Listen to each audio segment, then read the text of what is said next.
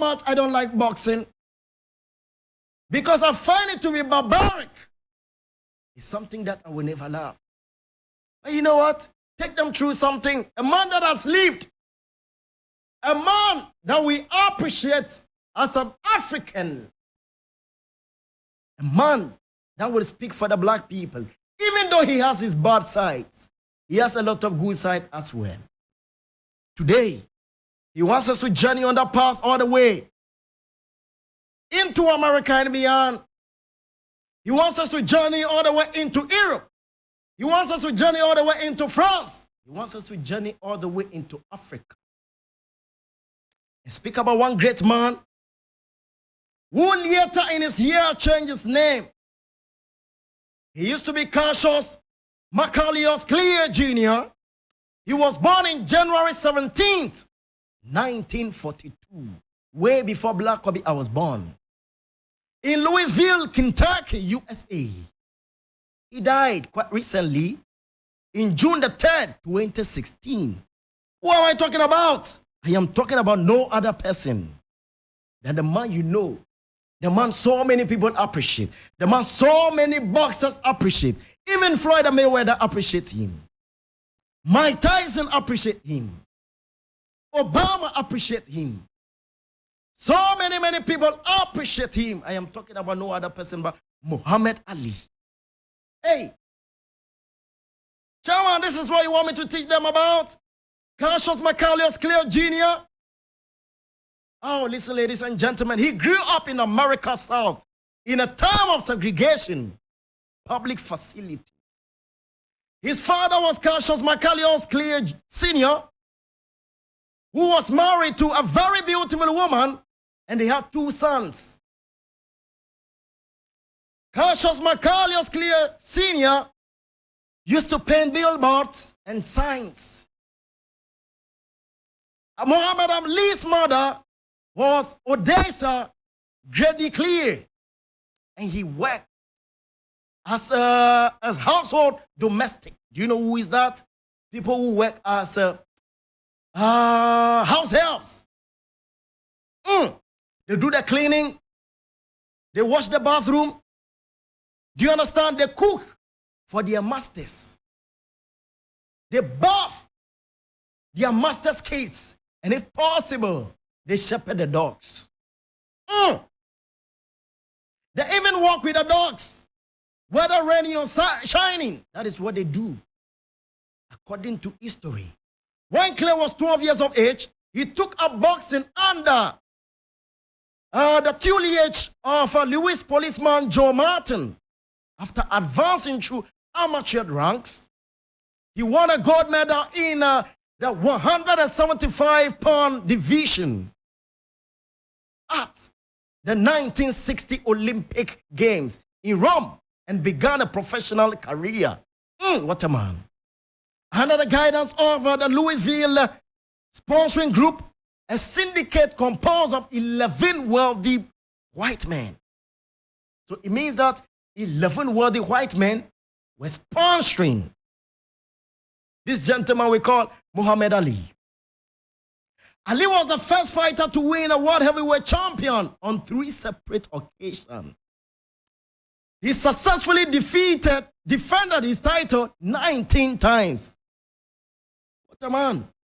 Defended his title 19 good times. Listen, there is a man we call Floyd Mayweather. He has 50 fights without no losses. Somebody like Muhammad Ali. If Muhammad Ali was alive today, as healthy as Blakk Kobby is, I am sure he will go more than 100 fights without a loss. Listen, in his early bouts as a professional, Clay was more highly regarded for his charm and personality than for his ring skills. He sought to raise public interest in his fight by reading childlike poetry and spouting self-descriptive phrase as flow like a butterfly, sting like a bee. Oh my God. So many boxers will do all the things that they want to do. Muhammad Ali still wanted to live like a young man.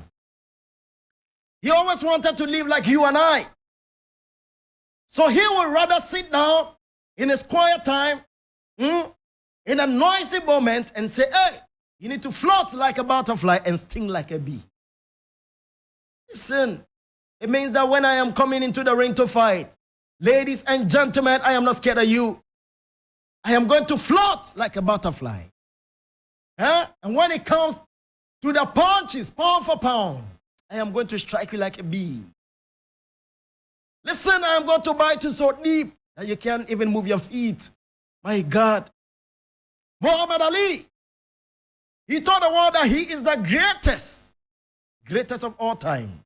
And you know what? In America at that time, if you feel so proud of yourself, you flaunt all your wisdom, you flaunt all your body and soul, people hate you for who you are. Clay infuriated devotees of the sports as much as he impressed them. Listen, he infuriated a lot of them. As much as he impressed them, he made a lot of them very angry. People felt that he was so proud of himself. People felt that he was so full of himself. And you know what? When it happens like this, they will find means and ways just to bring you down. They will do everything possible just to cut off your glory. You can see on the screens. Muhammad Ali. There were times that he could knock people just 1 round, 2 rounds, 3 rounds, and they're off. He is somebody that will hold his hand conventionally low, back away from punches, rather than bubbling and waving out of danger, and appeared luck through knockout powers. The opponent he was besting were mixtures of veterans who were long past their prime and fighters who had never been more than mediocre. Muhammad Ali, he was fighting people who were even above the age of fighting, veterans, people who were weak and tired, people who needed to retire. He was fighting them. Some of them were coming from the military, some of them were coming from the police. He fought all of them. Some of them even knew nothing about the sports, boxing. Muhammad Ali was there to fight all of them. Listen.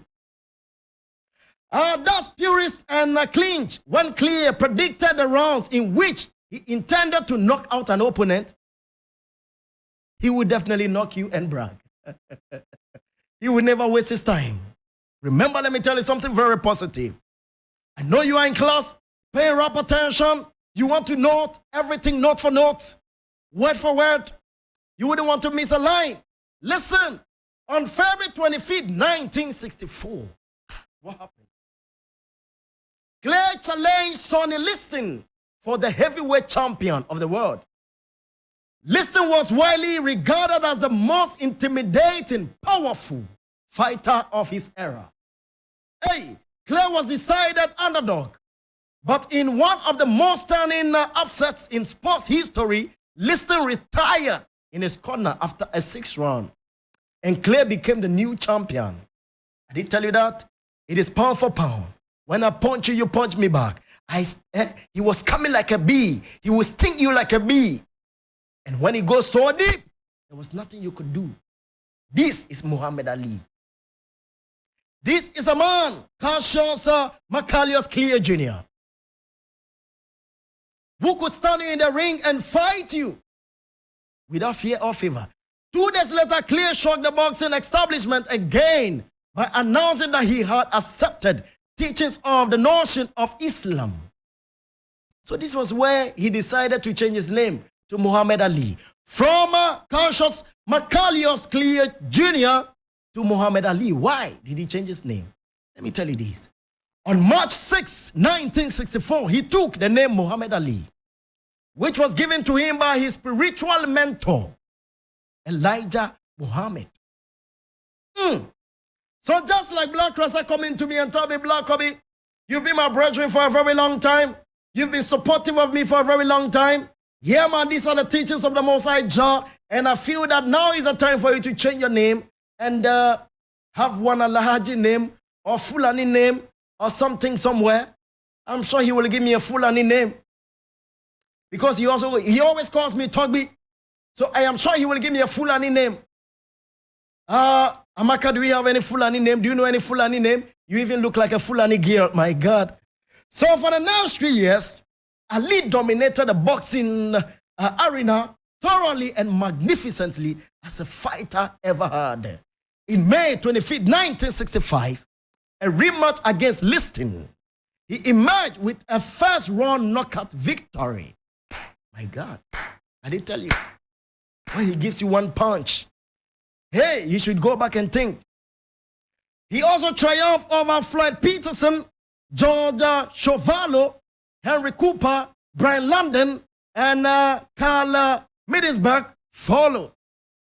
On November 14, 1966, Ali fought Cleveland Williams. Over the course of 3 rounds, Ali landed more than 100 punch, 100 punch, and scored 4 knockouts. My God. And was hit a total 3 times. Ali's triumph over Williams was succeeded by victories over Enyan Teran and Zora Foley. He has fought a lot of people, great people, weak people, veterans, and what have you. Listen, maybe one day we should give the producer a chance to go and fight. Who is the youngest boxer in Ghana? Asoriba should go and fight. Maybe Johnny Hughes. Maybe he should go and fight Fred Techi. I am sure he will murder Fred Techi. In fact, maybe Amaka and then Jane should fight in a boxing match or something somewhere. Let's go ahead. People in the class, if you Blakk Kobby is too much entertaining, let me take you. Like the professor said, don't miss a date and don't be late. Listen, then on April 28, 1967, citing his religious belief, Ali refused induction into the U.S. Army at the height of the war in Vietnam. He's on your screen. You can see him. He refused to follow a blunt statement voiced by Ali 14 months earlier. I ain't no quarrel with no Viet Cong. Many Americans vehemently condemn Ali's stand, though one of Ali's earliest defenders was a famed sports broadcaster, Howard Cosell, who had covered Ali's prayers and praised the fighter since the beginning of his career as Kashosky. Ali's position was especially controversial because it came at a time where most people in United States still supported war in Southeast and Asia. Moreover, although exemptions from military service on religious grounds were available to qualifying consensus objectors who were opposed to the war in any form, Ali was not eligible for any such exemption because he acknowledged that he would be willing to participate in any Islamic holy war. You see what is happening in Israel today? Some people will say, yeah, in Palestine, in Hamas, people will say it's a holy war. Because when Hamas invaded Israel, they were so happy, they were celebrating, they said it's a holy war. Today, Israel is bombarding tunnels, bombarding everywhere. Leave it there, we'll come to that yet another time. Remember, Ali was stripped of his championship and precluded from fighting by every state athlete commission in the United States for 3.5 years. In addition, he was criminally indicted and on June 20th, 1967, convicted of refusing induction into the U.S. Armed Forces and sentenced for 5 years in prison. Oh my God. It was a terrible time for Muhammad Ali.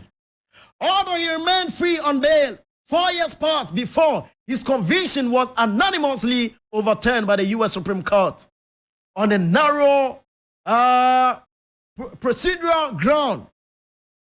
Meanwhile, as the 1960s grew more tumultuous, Ali's impact upon American society was growing, and he became a lightning rod for dissent. Ali's message of black pride and black resistance to white dominance was on the cutting edge of civil rights movement.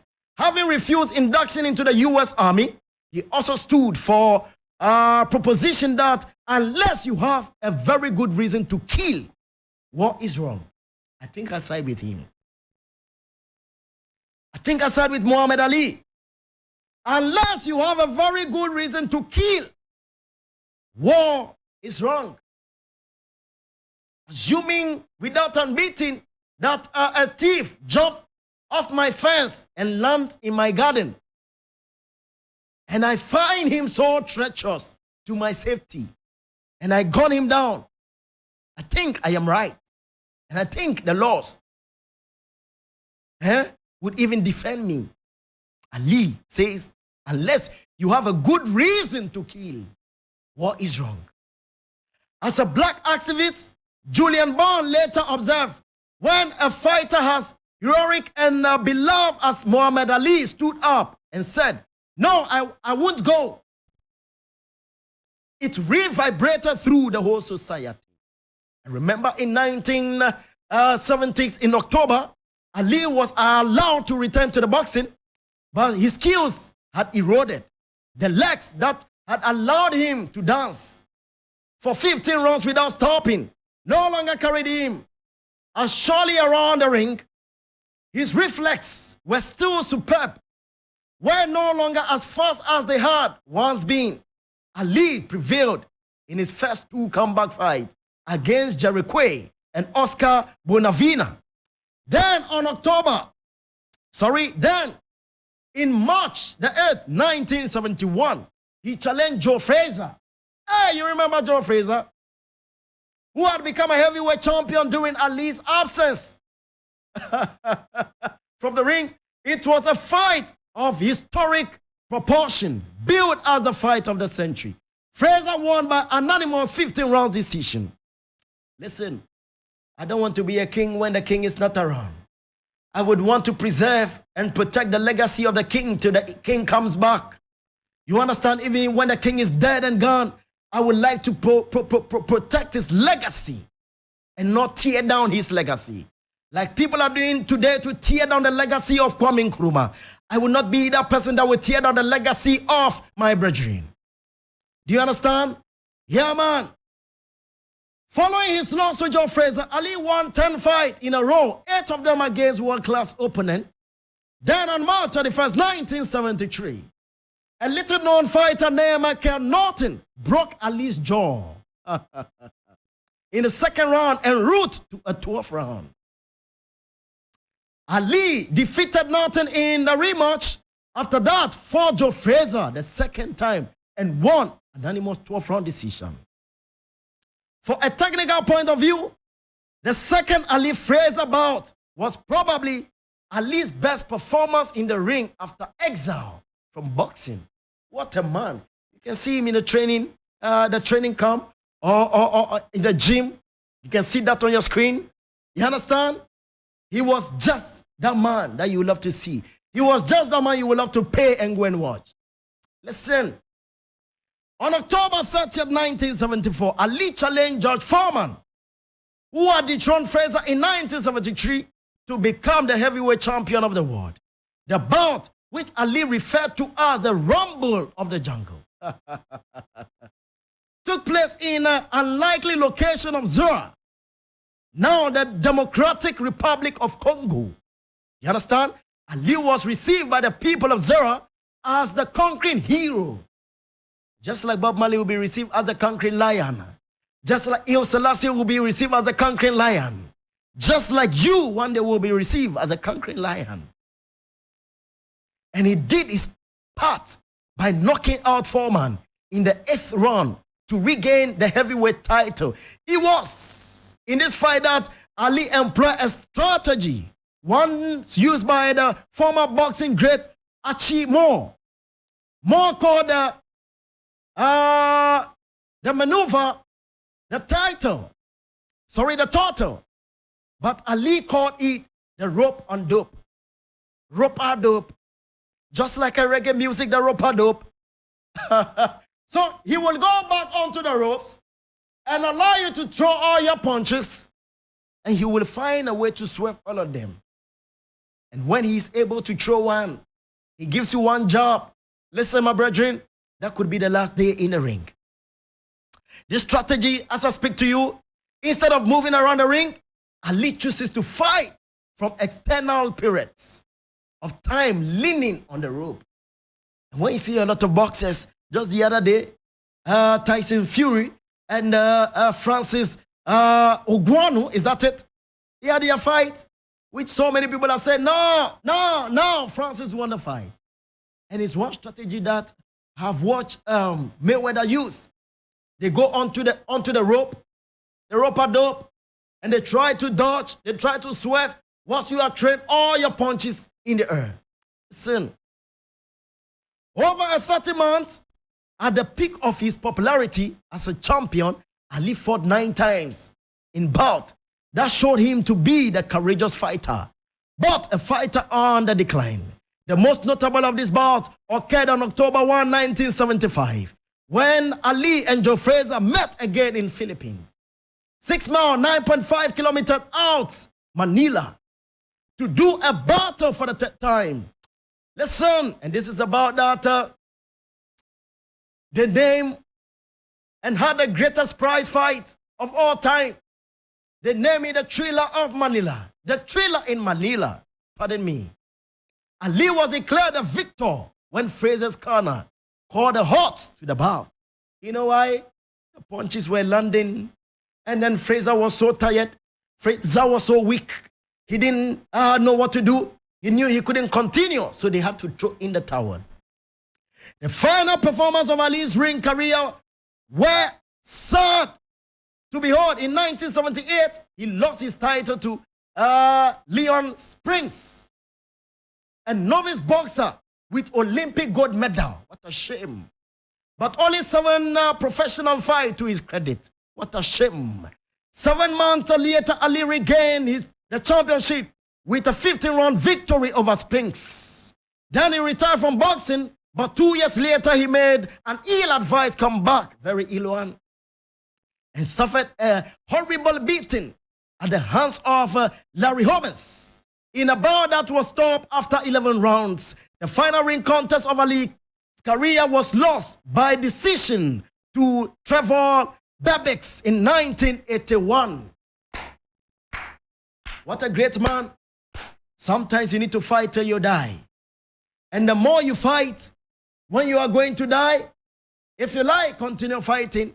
If you like, just stop. Ali plays in boxing history as one of the greatest fighters ever secured. His final record of 56 wins and 5 losses with 37 knockouts has been matched by others. But the quality of his opponent and the manner in which he dominated during his prime placed him on the plateau with boxing immortal. Listen, I love this man. Ali, most tangible ring asset were speed, superb footwork, and the ability to take punches. Why would you say the ability to take punches? My jaw is suffering. My head is suffering. They are giving me uppercut and lower cut, stomach cut and what have you. And you are telling me the ability to take punches. You mad? A joke business. But perhaps more importantly, he had courage and all the other intangible things that go into making a great fighter. Listen very carefully. Ali's later years were marked by physical decline. Listen, the more they punch your head, the more they punch your stomach, I am sure your intestines will even move. That is why sometimes when I see women fight boxing, I ask myself, would their womb also move into their chest? I leave that to the doctors to explain. Damage to his brain caused by blows to the heart, resulting in a slurred speech, slow movement, and other symptoms of Parkinson's syndrome. You know what Parkinson is? Listen, when I tell you about that, maybe one day we will talk about that. However, his condition differs from chronic encephalopathy or dementia pugilistica, which is commonly referred to as punch drunk in fighters. In that, he did not suffer from injury-induced intellectual defeats. Listen, I love this man, great man, lot of history about him. Ali's religious views also evolved over time. In the mid-1970s, he began to study the Quran. I wanted to study the Quran sometime. But you know, I will tell you about that later. He began to study the Quran seriously and turned to Orthodox Islam. His earlier adherence to the teachings of Elijah Muhammad, example that white people are devils and there is no heaven or hell, were replaced by the spiritual embrace of all people and the preparation for his own afterlife. Listen, it is good when people teach you sometimes, do your own research. It's either you change or you maintain the standard was given you, but it is good to educate yourself. In 1984, Ali spoke out publicly against the separatist doctrine of Louis Farrakhan, declaring what he teaches is not at all what he believes. According to him, he represents a time of our struggle in the dark and a time of our confusion in us. And we don't want to be associated with that at all. Ali married his fourth wife. Oh, Ali loved women. Like how I love women. Near Yolanda Williams in 1986. That was when I was born. He had 9 children, most of whom avoided the spotlight of which Ali was fond of. One of his daughters, however, Layla Ali, pursued a career as a professional boxer, during which she went undefeated in 24 bouts between 1999 and 2007. While capturing a number of titles in various weight classes. Listen, in 1996, was chosen, in 1996, Ali was chosen to light the Olympic flame at the start of the games of the 26th Olympiad in Atlanta, Georgia. The outpouring of goodwill accompanied by his appearance confirmed his status as one of the most beloved athletes in the world. I want to die one day and be popular. I don't want to ride on nobody's fame to be popular. I want to die one day for people to remember me. I want to die one day looking into the skies above the heavens, if possible, calling on the Most High Jah to bless the citizens, calling on the Most High Jah to live with the people. I don't want to die suffering. I don't want to die and answer questions. I don't want to die for people to say, oh, sure, or call, and sweep my soul whilst I am gone. Listen, the dramatic period of his life from 1964 to 1974 was basis of his film Ali in 2001, in which Will Smith starred as the boxer. His life story told in a documentary film I Am Ali in 2014, which includes audio recording that he made throughout his career and interviews with his intimates. Ali was a member of the inaugural class of International Boxing Hall of Fame in 1990 and in 2005. He was awarded the Presidential Medal of Freedom. Who am I talking about?